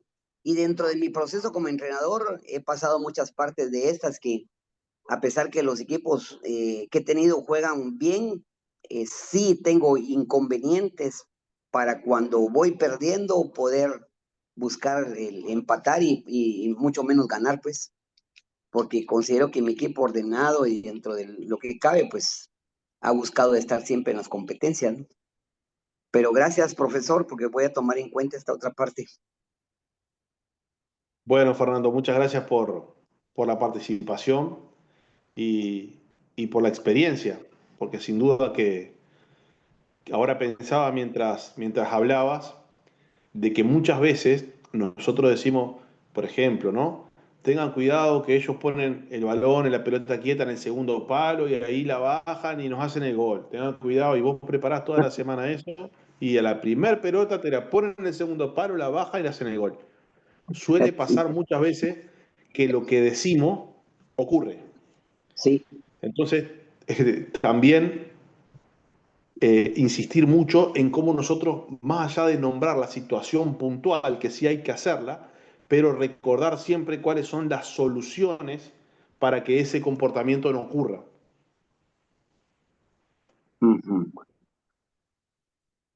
Sí, porque básicamente como dice uno, lo que uno al final de cuentas repite, eh, quiere uno que no suceda, pero dentro de la misma parte, hasta el mismo jugador y uno como técnico está pendiente de qué va a pasar ese tipo de situación, ¿no? Entonces, como usted dice, había que reforzar la parte que no ocurra, ¿no?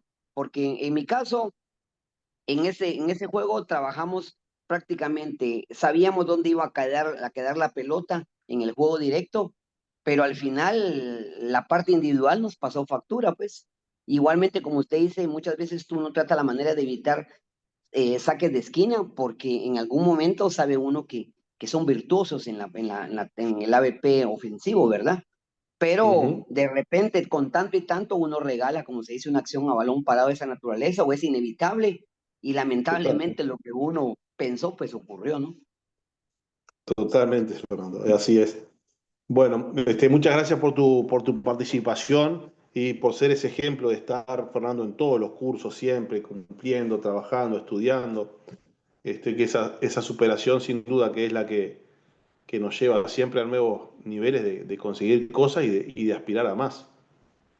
Gracias, profe. Ahí estamos, Un abrazo. gracias.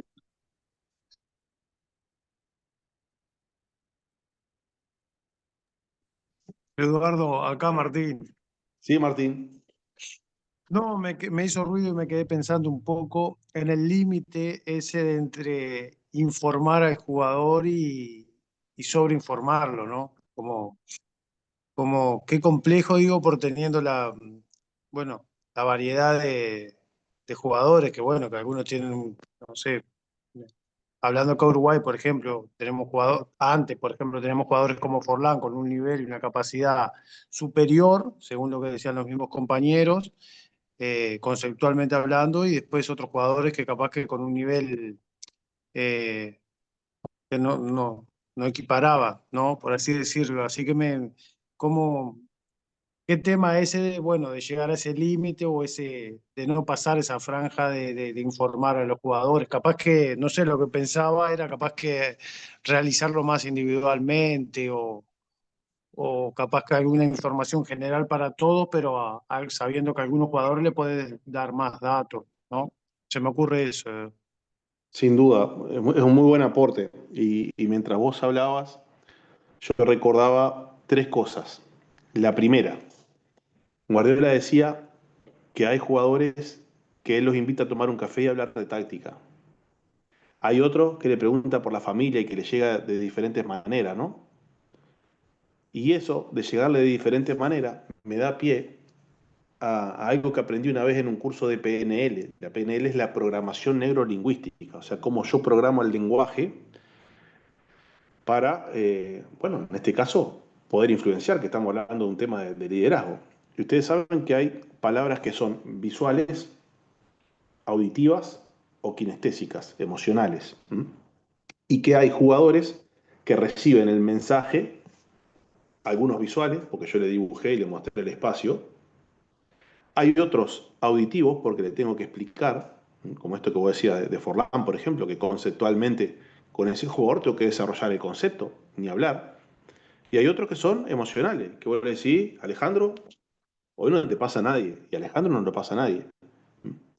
Como de repente pasa también que yo agarro a Nazareno, le muestro mi pizarra, le digo, mira, esta es la zona que vas a defender, y capaz que Nazareno no entendió nada. Porque entonces, cada uno de nosotros recibe la información por diferentes canales. Algunos somos más auditivos, otros somos más emocionales, o no les pasa a ustedes que hacen una arenga y de repente hay dos o tres que ni siquiera sienten, ni te importan. Hay unos que están llorando, compenetrados, con el cuchillo entre los dientes, y hay otros que no les importa, porque no les llega emocionalmente eso. Y es porque somos diferentes. Y lo otro, el tercer concepto, que lo aprendí en un curso de comunicación, que ahora decías vos, Martín, el límite entre la información que manejo y la información que bajo. Hay algo que se llama la maldición del conocimiento. Y esa es la distancia que se genera entre una persona que sabe mucho de algo y una persona que no sabe nada de algo. ¿Por qué la maldición del conocimiento? Porque si los niveles son muy dispares, es muy difícil poder empatizar, que la comunicación tenga algún punto de control. Vamos a suponer que yo tengo un jugador que es analfabeto, que juega a fuerza, que se está desarrollando, pero que no sabe leer, que no entiende nada, y le empiezo a hablar de basculación y de cierre y de esto y de lo otro, lo que hago es sobreinformarlo al tipo. Y la sobreinformación también bloquea. Entonces, la experiencia te va dando con quién tenés que profundizar en la información un poco más y con quién podés un poco menos. Si lo llevamos, Martín, al ámbito de la educación física, vos sabés que hay con profes que de entrenamiento vas a poder hablar profundamente y hay otro que cuando le digas microciclo ya no sabe ni por dónde agarrar. ¿Por qué? Porque precisamente los niveles de conocimiento influyen en la capacidad de información o no que puede absorber o no absorber una persona. Entonces, es vital. Y hoy día los entrenadores tenemos de dónde sacar muchísima información. Podemos saber por dónde circuló la pelota, el mapa de calor, cuánto corrió tal tipo, cuánto aceleró, cuánto frenó, el porcentaje de posesión. Ahora, si yo todas esas cosas las bajo, ustedes recuerdan cuando Anselmi ahí, el argentino ahí, Alejandro, en el Porto hizo una conferencia hablando de que defendimos 0 punto no sé cuánto y que la tuvimos no sé. Todas las críticas que generó eso, ¿por qué generó? Porque o sea, yo entendí lo que quiso decir, pero la mayoría de la gente que no tiene acceso a eso no tiene ni idea de lo que el tipo está hablando. Entonces ahí claramente la maldición de conocimiento ante niveles tan dispares de lo que uno conoce puede ocasionar ese tipo de cosas. Y si pasa con los futbolistas que no me entienden nada de lo que estoy diciendo, es muy complejo. Así que Martínez, estás totalmente en un acierto. Hay un límite ahí muy importante que hay que saber visualizarlo bien para no pasarlo.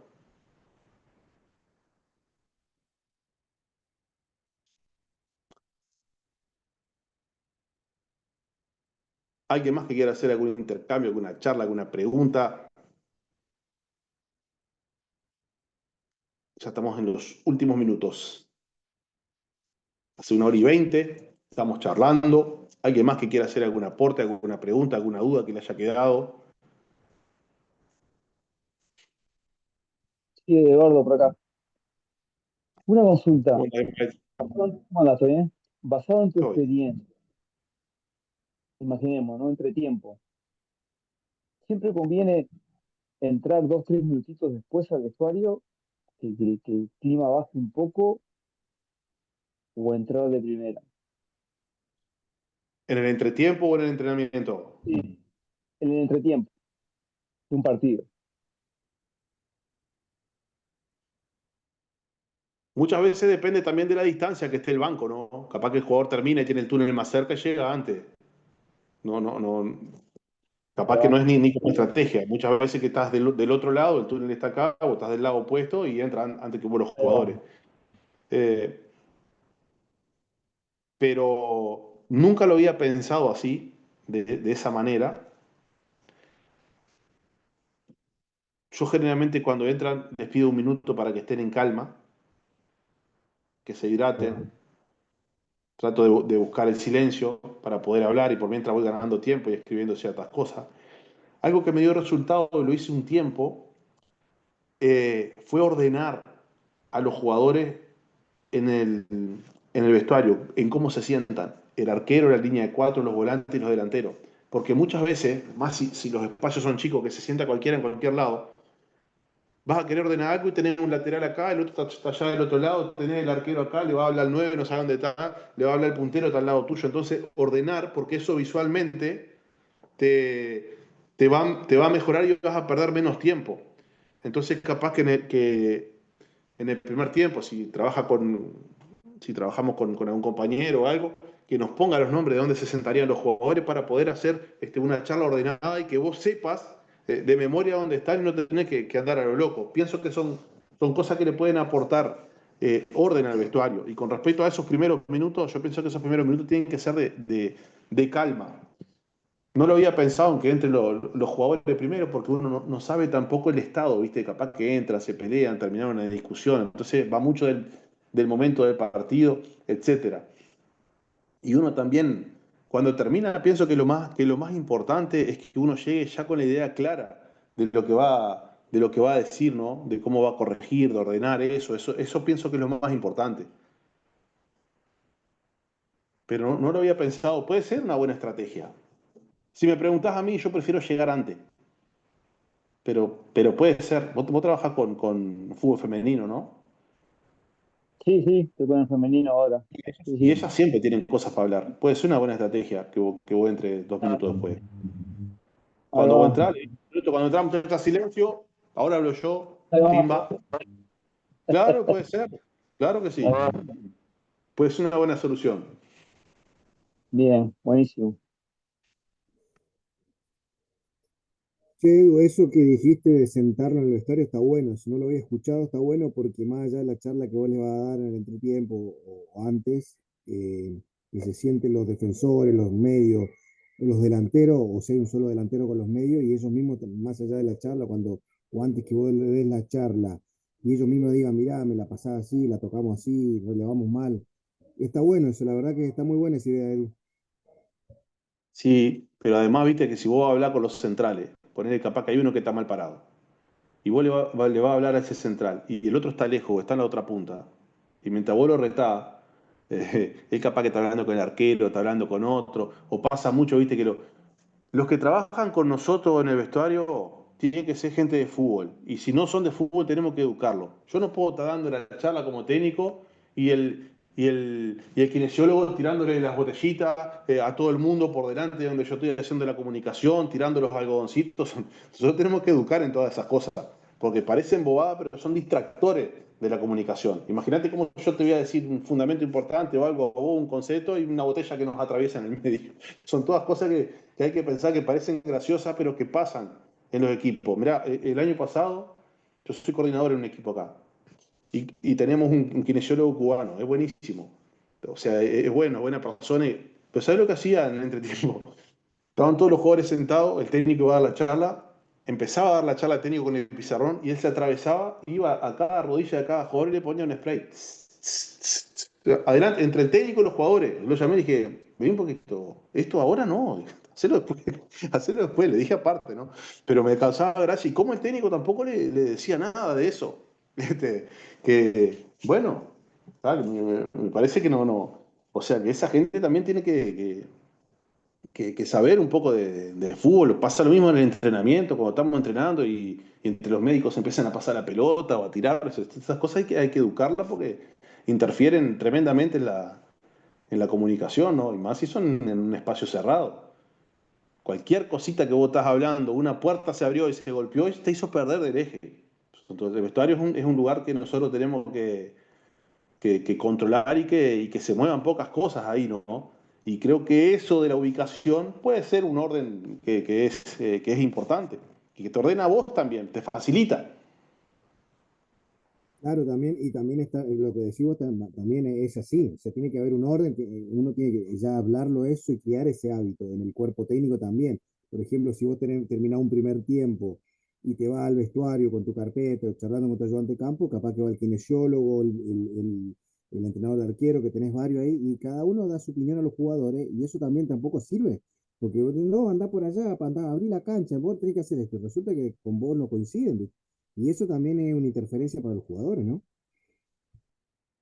Totalmente, es así.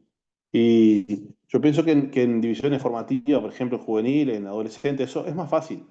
Pero este caso que yo le estaba contando fue en primera división, ¿viste? Y claro, y te distrae. Nosotros tenemos que evitar esos distractores porque ese tipo de distractores, por más, por más indefenso que parezca, como que le tiren una bolsita de agua, pero son cosas que pasan en la comunicación y la cortan, porque pasan directamente por el medio. Entonces nosotros perdemos una idea ahí, no escuchó bien lo que tenía que hacer, me hizo así, que sí, que entendió, nos tiran al centro, nos hacen el gol. Terminar perdiendo un partido, terminar perdiendo un campeonato por ese tipo de detalle que parecen pequeños, pero la suma de todos esos detalles es que nos hacen los buenos procesos.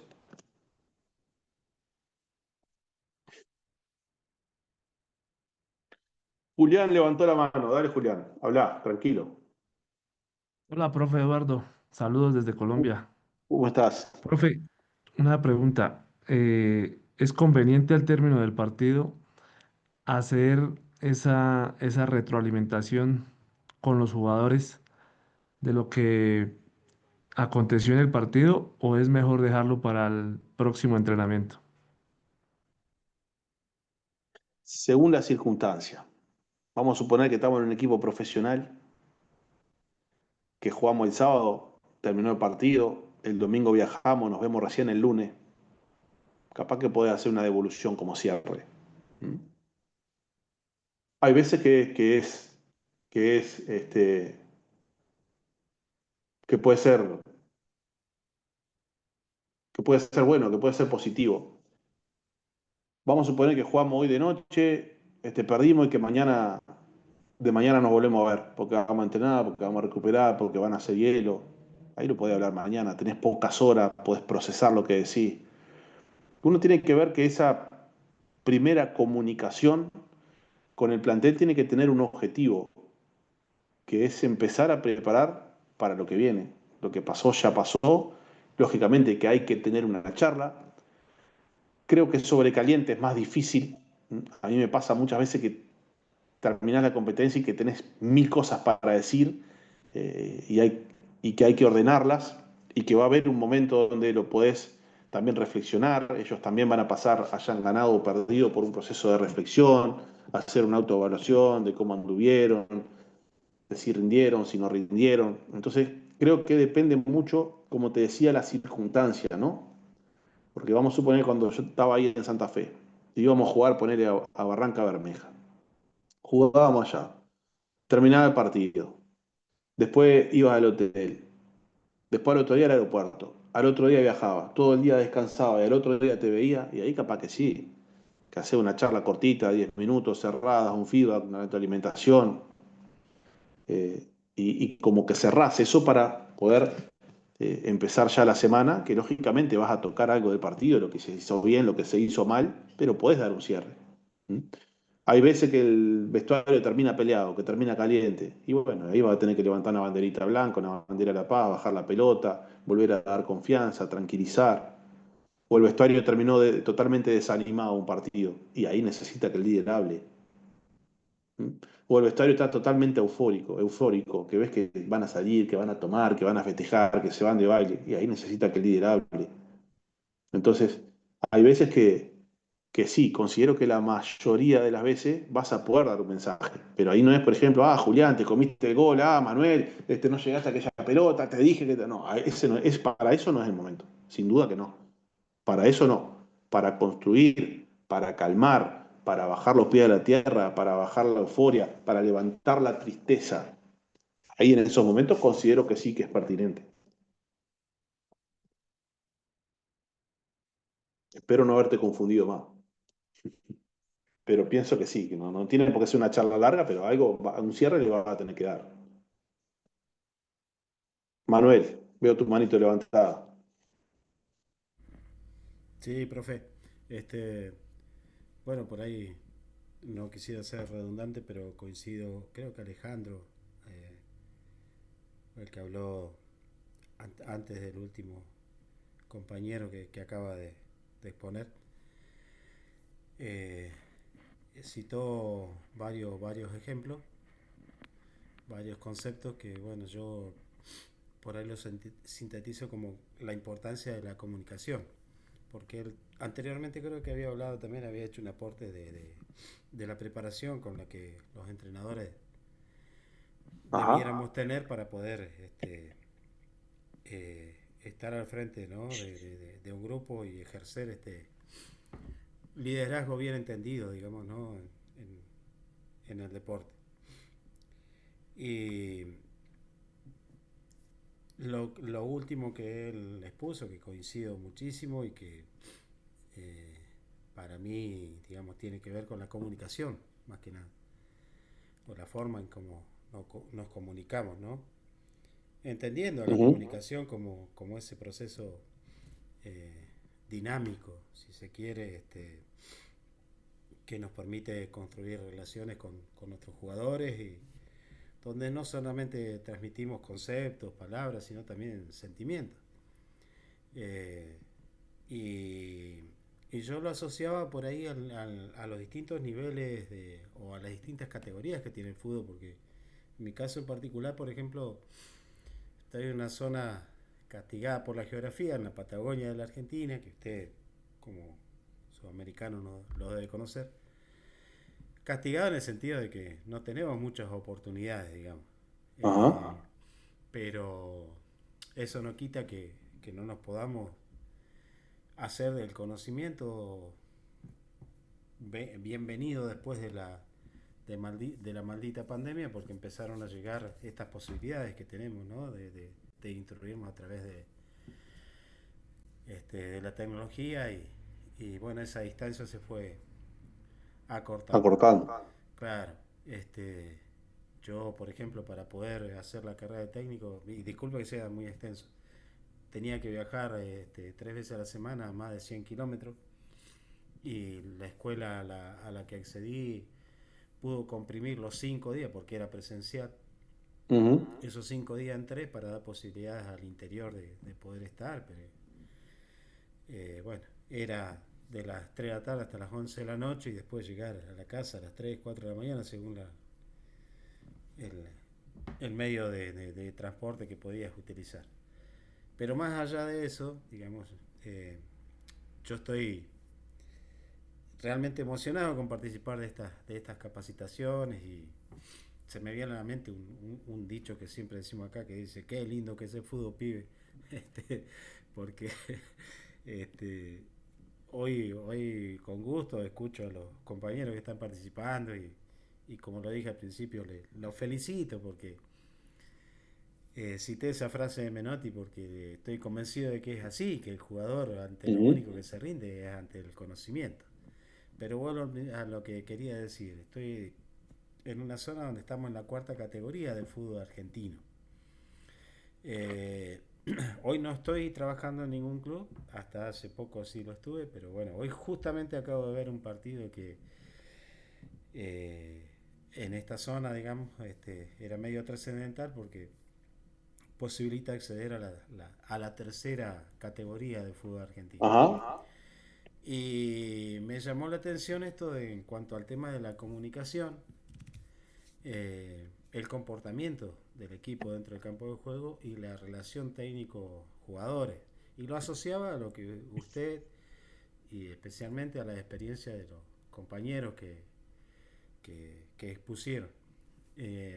Y cuánta razón tienen, ¿no?, en esto de la variedad o las diferentes formas de comunicarnos que tenemos y que deja en evidencia por ahí el poco conocimiento, ¿no?, que a nivel, me hago cargo en esto de los entrenadores tenemos, porque se demuestra al costado de la línea todo lo contrario a lo que se está exponiendo en este momento.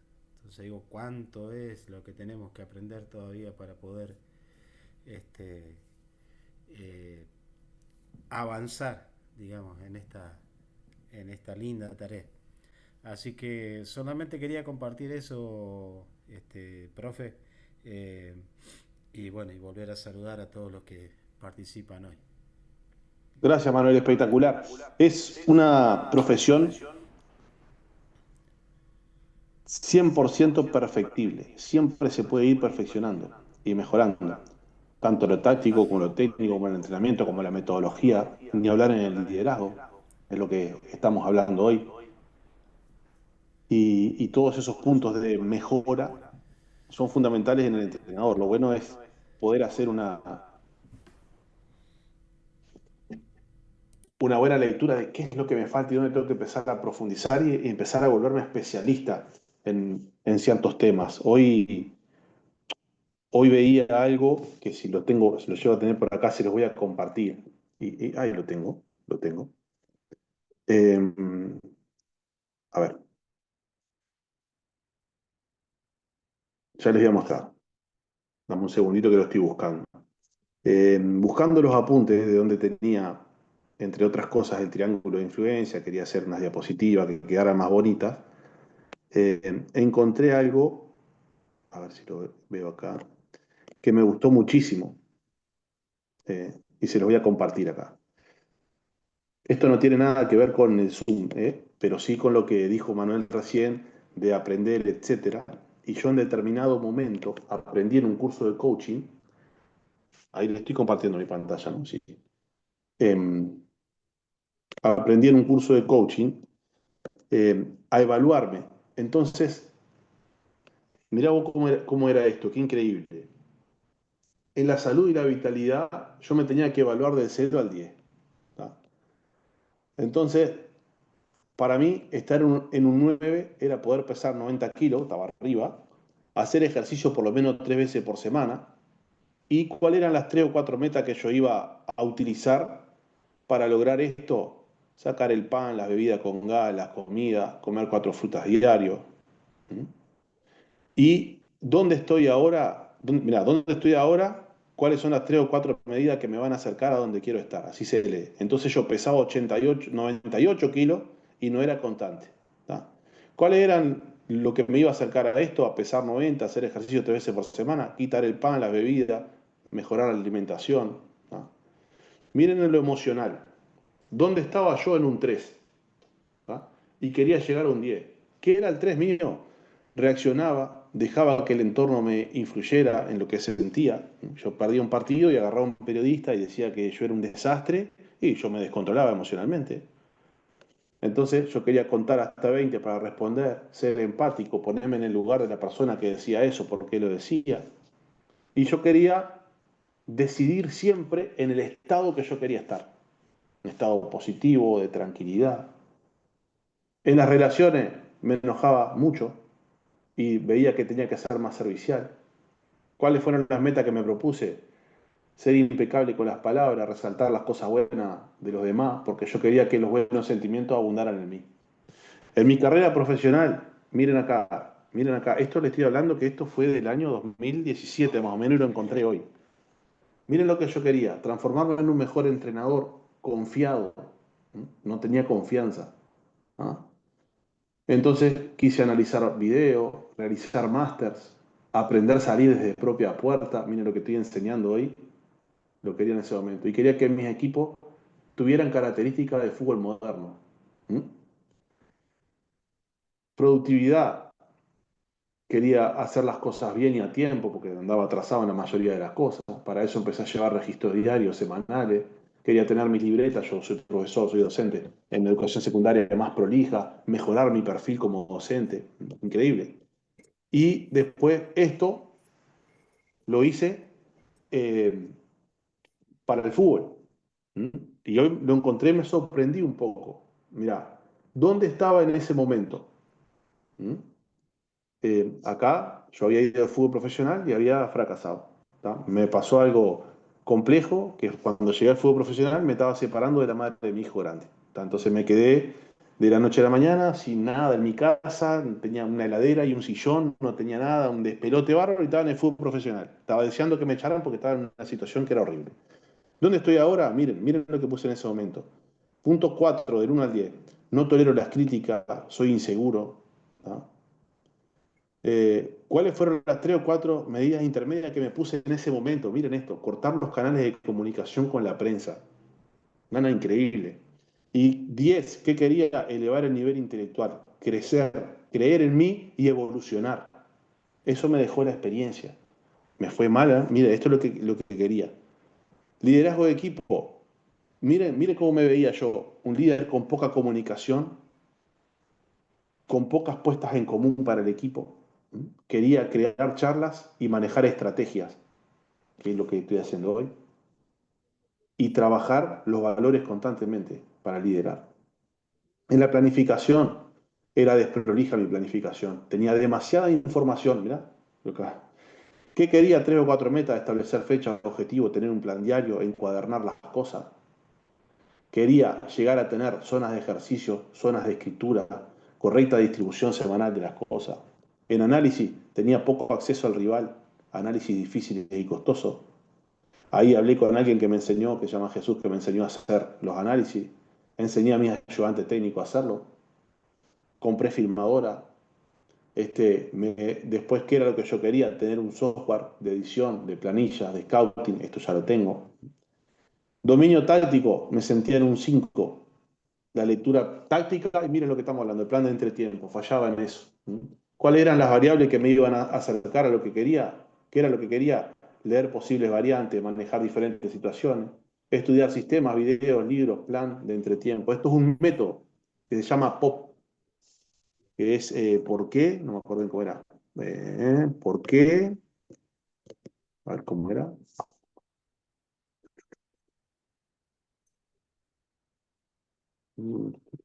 Acá, método POP. Utiliza la distinción, era el por qué lo quiero lograr, el objetivo y para qué, o algo así. Entonces ahí se armaban acá. ¿Por qué? Objetivo y plan de acción. ¿Por qué lo quiero lograr? ¿Cuál es el objetivo? ¿Y cuál es el plan de acción? Entonces, esto que está acá.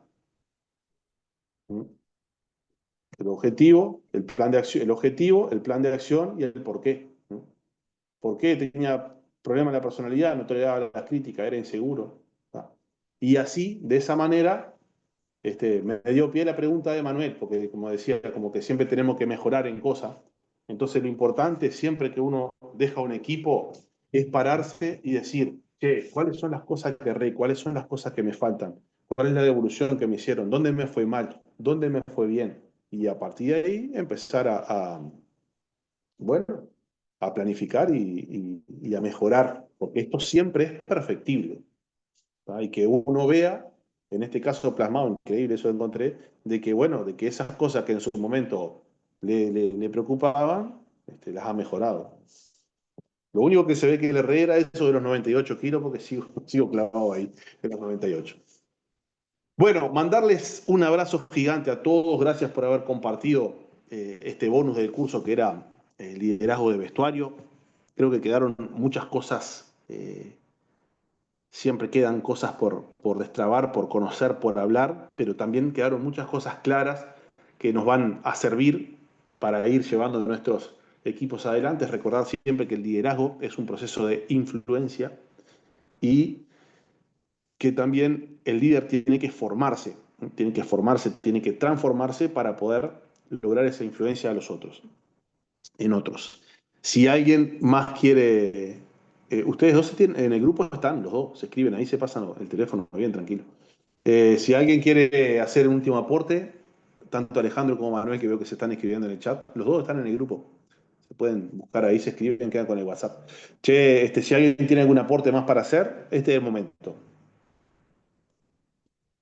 No, la verdad que muy bueno esto último que presentaste, Edu, muy bueno, porque la verdad que es como un diario de vida, pero el que quiere ir corrigiendo, corrigiendo día a día para lograr ser mejor en tu vida, ¿no? Para tu entorno y todo. Está muy bueno, si no lo había visto, y la verdad que te felicito. Es solo en un curso que hice durante 2 años con Jesco Espar, que es un profe español que fue 5 veces campeón de la Champions League, pero no en fútbol, en handball, con el Barcelona de handball. Y sabés que una vez fui a un congreso en Punta del Este, y un congreso donde había muchas ponencias a la vez, y vos te anotabas en el que querías. Y yo lo escuché al tipo y me encantó. Y ahí me empecé a formar con él, empecé a hacer cursos con él, que eran complicados los cursos, porque como era en España, eran horarios que siempre me quedaba mal, a veces de madrugada, todo. Pero una vez presentó ese método en una clase y dije, lo voy a poner en práctica. Y empecé a escribir cosas y después me di cuenta que siguiendo es un método de productividad que te saca de donde estás, te hace trazar algún hábito para mejorar e imaginarte a dónde querés llegar. Y hoy justo cuando fui a buscar eso del triángulo de influencia, porque sabía que lo tenía en el archivo, pero quería modernizarlo porque esa diapositiva estaba muy vieja, me topé con eso y bueno, lo leí medio de refilón y ahora que Manuel lo nombró eso del mejorar, de cuántas áreas y cosas, me acordé y por eso lo compartí. Un abrazo a todos, gracias por estar. Les voy a poner la grabación en el grupo. ¿Listo? Estamos en contacto ahí. Una preguntita más. ¿Cómo van con el curso? ¿Terminaron? ¿Vienen ahí? ¿Han probado los ejercicios?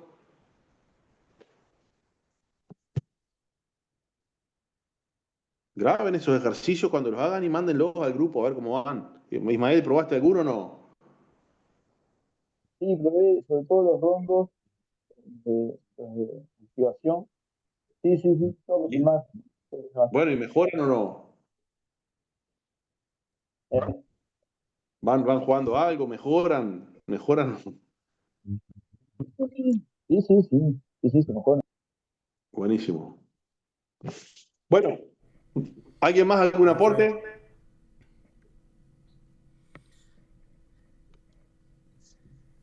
Listo, nos vemos entonces, un abrazo grande, estamos en contacto por el grupo. Chao. Dale, Edu, gracias por todo. Gracias. Chao, profe, gracias. Gracias. Un abrazo. Nos vemos.